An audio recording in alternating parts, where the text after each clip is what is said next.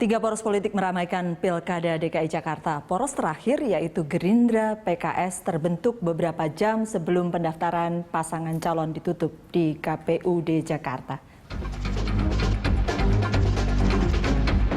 Jakarta tak bisa dipungkiri merupakan barometer politik nasional. Itulah mengapa Pilkada Jakarta selalu merebut perhatian dan berlangsung panas hampir di setiap tahapannya. PDI Perjuangan yang menguasai kursi mayoritas di DPRD Jakarta akhirnya bergabung dengan Nasdem, Hanura, dan Gerindra. Blok politik ini mengusung pasangan Basuki Cahayapurnama, Jarod Saiful Hidayat. Kali ini PDIP dan Megawati Soekarno Putri menjadi kingmaker. Setiap kartu yang dibuka mereka mempengaruhi konstelasi politik Jakarta. Partai lain menanggapi langkah PDI Perjuangan. Partai Demokrat misalnya membuka komunikasi dengan PPP, PKB, dan PAN. Lewat pertemuan yang alot dan intensif di kediaman SBY di Cikeas, 4 parpol ini mengajukan Agus Harimurti Yudhoyono dan Silviana Murni. Pasangan ini terbilang kejutan. Sama-sama baru dalam politik praktis. Duet militer sipil yang mengusung tema Jakarta untuk rakyat. Dua partai tersisa, Partai Gerindra dan PKS, lebih alot lagi saat menetapkan pasangan calon di rumah Prabowo Subianto, Jalan Kertanegara, Jakarta Selatan.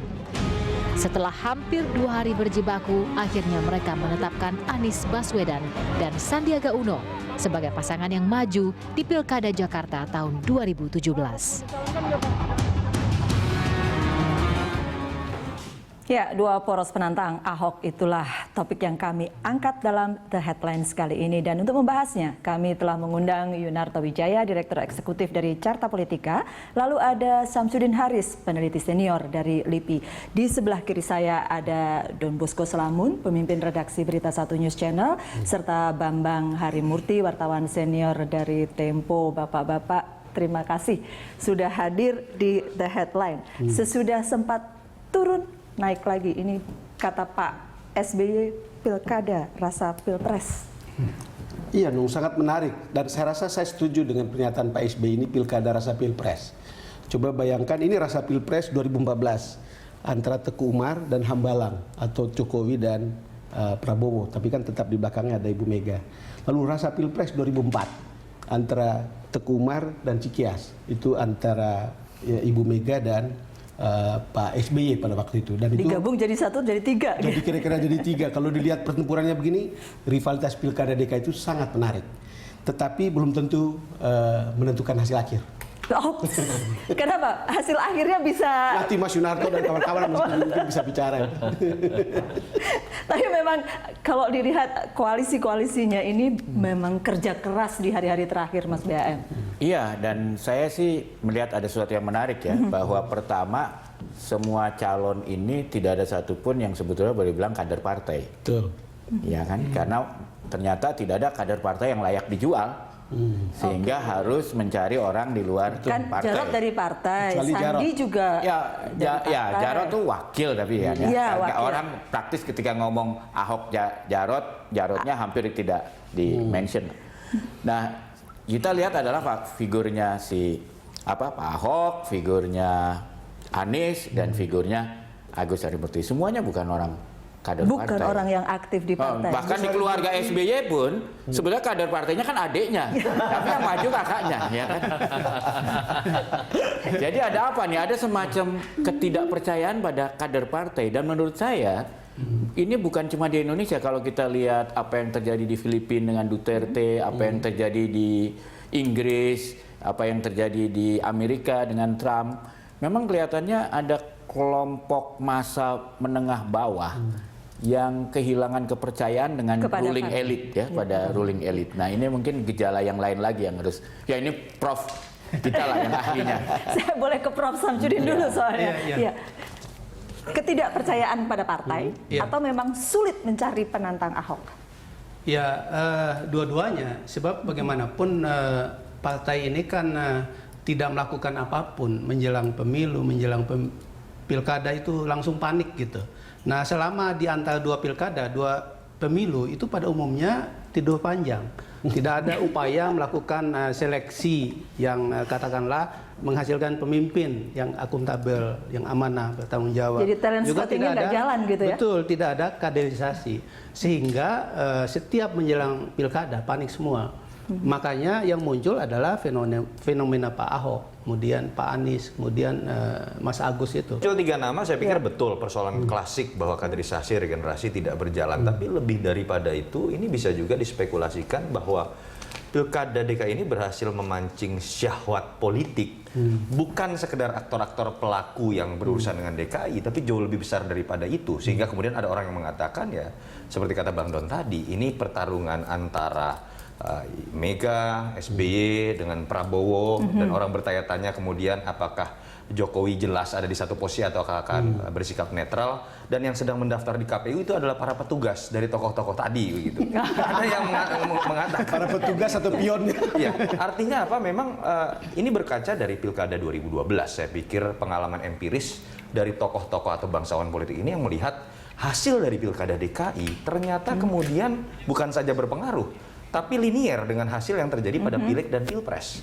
Bagaimana pertama kalinya ketika Megawati berani mengambil sosok baru yang kemudian bersinar di PDIP, itu bukan hanya memenangkan PDIP di Jakarta, tapi mengambil alih kekuasaan di Pileg dan Pilpres yang selama 10 tahun itu gagal dilakukan. Maju adalah Ahok Jarot, Anies Sandi dengan kemudian Agus Silviana. Minimal ketakutan orang bahwa pertarungan ini akan berujung pada pertarungan sektarianisme, SARA. Kalau saya lihat dari 3 sosok ini sepertinya bukan orang yang nyaman untuk saling menyerang dengan menggunakan isu itu. Oke, ada satu nama yang betul-betul tadinya tidak beredar, artinya baru dari semua orang perbincangkan.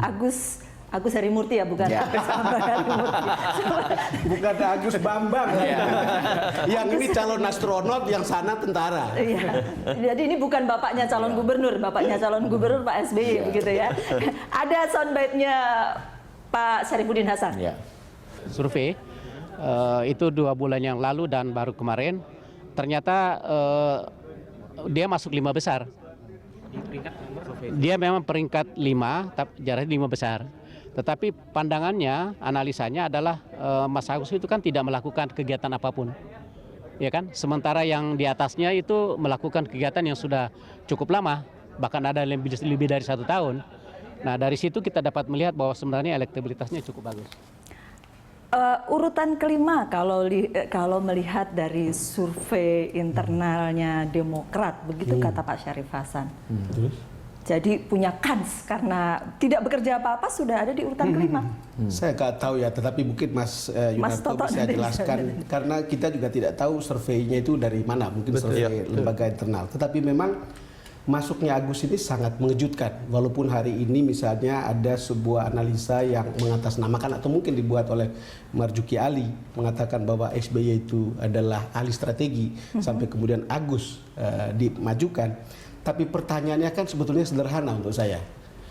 Agus itu tingkat elektabilitasnya akan ditentukan oleh persepsi atau cara orang merasa kinerja Pak SBY selama 10 tahun yang kemarin.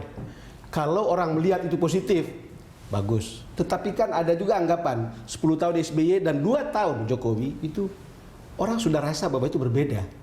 Tentu masing-masing kita bisa merumuskan seperti apa perasaan itu, tapi orang akan mengatakan mana realitas palsu, mana pencitraan palsu, dan mana yang nyata. Kira-kira begitu. Saya boleh tambahkan pernyataan Ahok dulu sebelum ke Mas Toto. Enggak, dia nggak pernah menjanjikan. Dia udah selalu bergerak diam-diam dari dulu. Saya udah ikutin dia. Ini katanya oh enggak, saya udah tahu dia pertemuan dari 2 tahun yang lalu dan kumpulin orang-orang Betawi, kumpulin mantan pejabat. Saya sengaja, saya dorong kok. Saifullah semua saya dorong. Justru saya bilang, makin baik yang calon, makin baik yang pengen jadi pejabat, yang diuntungkan warga DKI. Oke, ini pernyataan tentang Silviana Murni sebenarnya. Ada pernyataannya tentang Agus Harimurti udah mirip. Bapaknya sudah 10 tahun, sudah berpengalaman lah. Begitu Mas Toto. Iya, kalau tentang Agus Harimurti, saya tetap melihat ini spekulasi yang sangat besar dari SBY. Ya. Kan jelas lah, ini ketika orang memunculkan nama Agus Harimurti, porosnya bukan lagi 4 partai, tapi bagaimana kita membaca ambisi politik SBY di DKI dan membaca bagaimana ambisi politik SBY ingin diterjemahkan di 2019 gitu kan. Jadi yang diturunkan tidak main-main, bukan perwakilan Partai Demokrat, tapi mewakili nama besarnya sendiri dan bukan orang yang bukan ibas dalam hal ini, orang yang harus mengorbankan karir militernya. Jadi ini spekulasi. Tidak mungkin SBY sedang berbicara sekedar DKI 2017, SBY sedang berbicara 2019. Itu justru bukti bahwa sedang berbicara sesuatu yang berbeda gitu ya? Sedang berbicara sesuatu yang berbeda menurut saya. Dan pertanyaannya kalau kemudian ada orang mengatakan ini pertarungan nostalgia antara Cikias dengan Teguh Umar, saya lebih melihat berbeda. Agak mirip dengan yang apa Bang Don katakan, ini pertarungan antar dua rezim dan bukan lagi rezim Megawati dengan rezim SBY. Sama seperti ketika pertarungan persepsi ketika bicara Ahok, orang akan mengkaitkan bukan dengan Megawati, dengan Jokowi, baik sebagai gubernur ataupun presiden. Sama seperti orang berbicara Agus, sudah pasti akan yang bisa dilihat bukan track record Agus, karena Agus tidak memiliki track record, tapi track record dari ayahnya. Rezim SBY dengan rezim. Iya, saya pikir saya sependapat dengan Mas Toto ya, bahwa Pak SBY ingin melanjutkan dinasti politik Cikeas ini. Nah, dan itu sah saja kan? Ya sah-sah saja. Ya. Apakah itu melalui Ibas, melalui Bu Ani atau melalui Agus? Kebetulan test case-nya kali ini adalah melalui Agus. Saya pikir juga sosok Agus itu mewakili Cikeas ya, bukan mewakili partai. Oleh sebab itu hasil Pilkada Jakarta 2017 itu bagi Pak SBY mungkin tidak begitu penting. Tapi beliau ingin tahu sejauh mana sebetulnya tingkat dukungan publik terhadap nama SBY, nama Yudhoyono untuk peluang ke depan tentu saja. Sasaran antara gitu? Ya kalau saya mungkin karena saya bukan pakar ilmu politik ya, saya agak berbeda. Saya cuma berdasarkan pengamatan saya pada cara berpikir Pak SBY. Pak SBY itu orang yang senang memperhatikan keadaan di dunia, lalu melihat relevansinya dengan di Indonesia gitu. Saya lihat beliau melihat ini ya, bayangan saya ini kan pertarungan antara Ahok dan kelompok Prabowo lah ya, dalam hal ini kemudian Anies. Itu pertarungan tradisional partai politik. Ya, dan mereka akan negatif campaign nih, gila-gilaan perangnya. Nah, Pak SBY itu kayaknya membaca seperti ada kasus saya bilang tadi, ada Duterte, ada Trump, ada apa. Ada kemuakan orang pada partai politik. Dia harus mengambil tokoh yang jauh dari partai politik. Karena itu dari anaknya, dia nggak ambil Ibas. Dia ambil Agus, yang jelas-jelas tidak ada kaitannya dengan partai politik. Lalu untuk pasangannya, dia kan selalu bikin matrik tuh. Saya kebayang matriknya. Pertama, orang non-politik, tapi udah pengalaman. Non-politik birokrat kan. Kedua harus gender balan, perempuan. Ketiga mewakili etnik Betawi. Perempuan, Betawi. Dan kemudian non-partai. Muda. Profesor lagi. Ya, profesor muda. Melambangkan hope orang yang tidak tercemar oleh partai politik. Kita break dulu kalau gitu, kami akan kembali sesaat lagi.